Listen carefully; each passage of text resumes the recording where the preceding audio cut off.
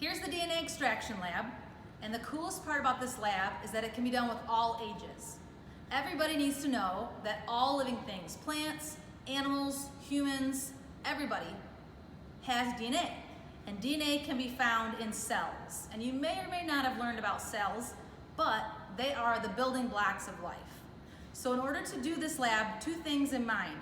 If you can do it with all levels, this sheet is for the high school level. This is something I used to use with my students. And it will have your pre-lab questions, your materials, your procedure. On the back has the conclusion and the analysis, those questions for students to work through for your higher level thinking. And this is a really cool sheet that I got from the Science Beyond Our Food. So I'll attach that for you guys to see.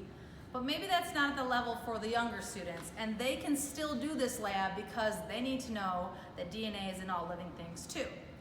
So to get us started, whoever the level is that's going to be doing this lab, you need to make your extraction buffer. And this is the first part in order to get down to that cellular level to get the DNA out so that we can actually use it. If you're doing this with high schoolers, you probably have beakers, you probably use milliliters, liters, maybe grams, other methods of measurement that are more scientific. But if you're going to be doing it with the younger students, you can use cup, teaspoon, things like that, because those will probably be easier things for the students to find at home.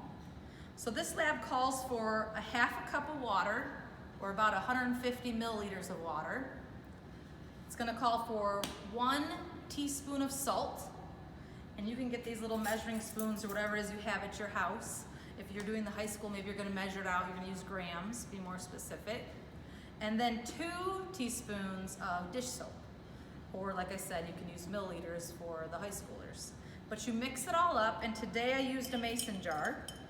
And so I put these things together and I swirl it up, and depending on the color of your soap, that will be the color of your extraction buffer. This solution is going to help us see the DNA inside the cells because we have to break open the cells. So this is a cool thing to use for the experiment. And that will be what we're going to use after we pick our strawberry. And these are nice strawberries, but we're not going to need the green. So you would pluck the green tops off because we're trying to get the cells and the DNA inside the red part of the fruit of the berry. And then just a regular old Ziploc bag, you put your berry inside, seal it up, get the air out of it, and you'll smash this strawberry down so that you can start to open up the strawberry to get to the cells. I did that for us, and a little pointer would be not to smash too hard or too crazy. Yes, you can put it on the table, but you don't want to pop open your bag. So you're just trying to make this berry turn into a liquid. Try to get as many chunks out as you can so that we can take this solution and see if we can find any DNA inside the strawberry. So once you have it mashed, you should have a good amount of liquid in the bottom. Yes, there's some chunks. Depending on how detailed your students get, there might always be a couple left.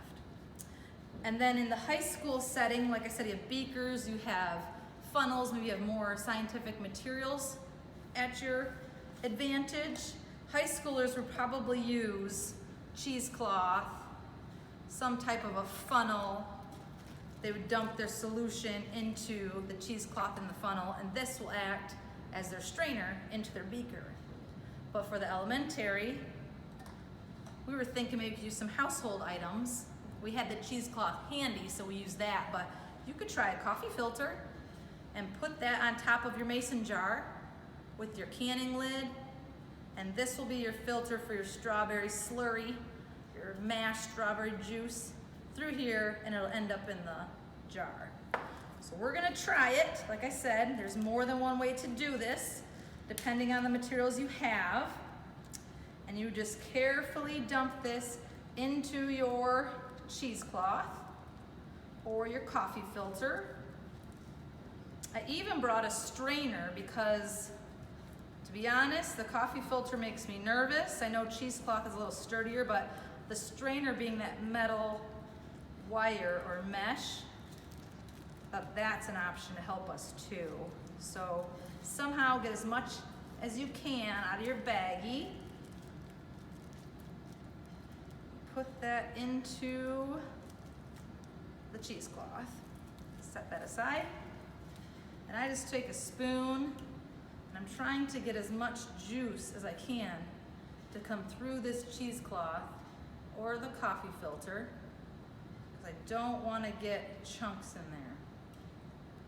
So if your spoon stops working because you tried your best, you can unscrew the lid and use your hands. But you have to be careful because with all these materials, we're just trying to make sure that they hold up and we don't get chunks in there.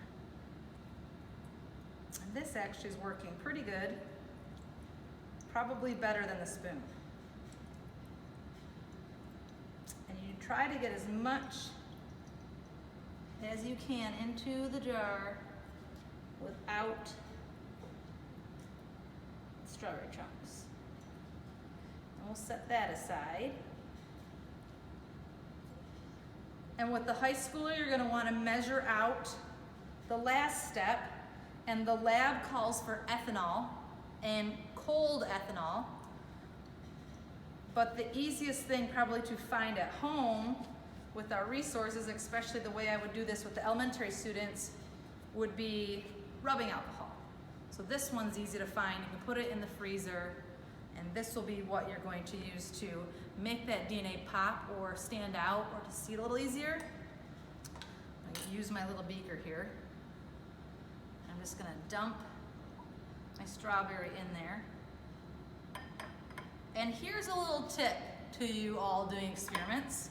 Make sure you start off with really clean glassware, or in other words, do dishes when you're done with your experiment so that it's clean for the next time. I notice Miss Emily has a little bit of blue dye left over from a previous experiment, which you will not get if you make sure that your glassware is clean.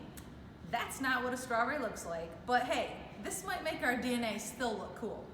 So we're gonna go with it. And if you're a high school lab and it calls for ethanol, but you're using the rubbing alcohol, you would have to measure out the correct amount of milliliters. And so the lab calls for 20 milliliters. For the elementary, like I said, using the home products, you put about as much rubbing alcohol above the liquid as what you already have from the strawberry juice. So we don't really have to measure this part. So what we're gonna do is, if about there is my liquid, dump in some cold rubbing alcohol, and you'll see a clear layer on top. I hold my finger there so I can kind of see where I left off, maybe a little more.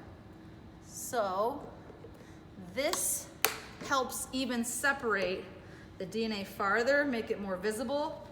And I know it's not going to be like our normal DNA because I have that blue dye in there, but you can kind of see the layer.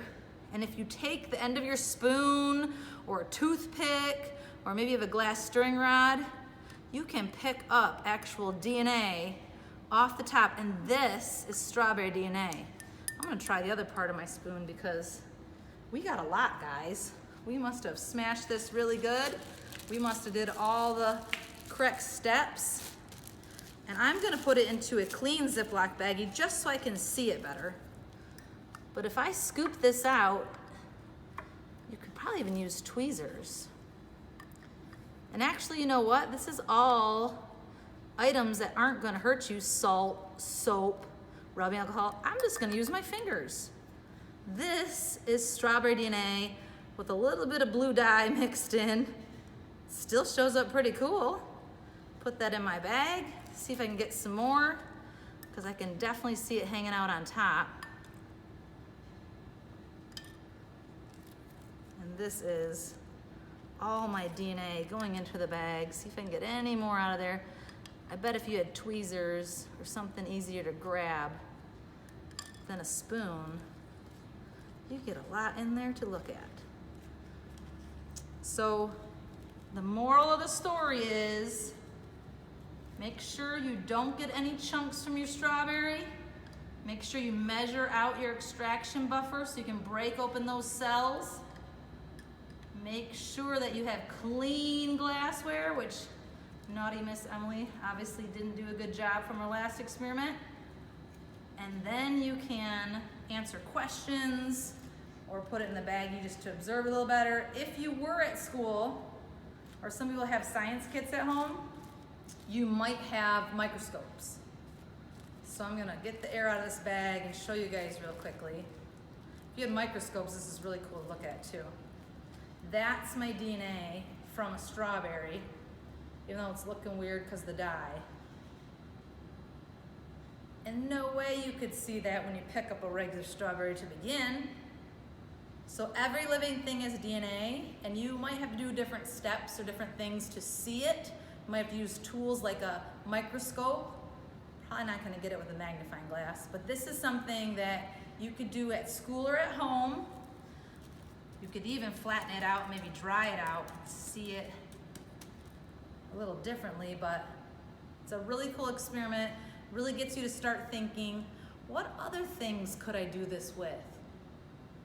Fruits, veggies, bugs. So maybe you don't want to start experimenting too much, but this one works for sure, and there's more to it. Hopefully you guys enjoyed it. Hopefully you can do the questions or have a good discussion, and you can do some strawberry extraction of that DNA at home or at school.